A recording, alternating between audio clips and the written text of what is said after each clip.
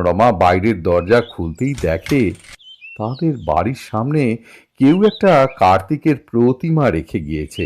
এইসব দেখেই মনোরমার মেজাজ গেল তুঙ্গে। কে রে হারামজাদা, আমার বাড়ির সামনে এই বছরও কার্তিক ফেলে গিয়েছিস?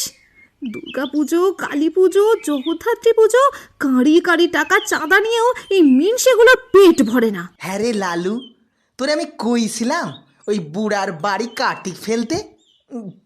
তুমি তো ডেকে বললে যাদের বাড়িতে এখনো কিছু হয়নি তাদের বাড়িতে নাইটে কাজ সারতে।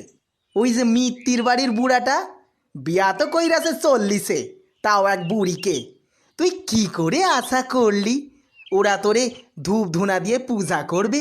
স্টেশনের দিকে যেতে গিয়ে হঠাৎ পিছন থেকে একটা ফুটফুটে ছেলে এসে সায়ন্তনকে বলল, বাবু, তোদের তো খুব শখ আমার মতন একটা ছেলে।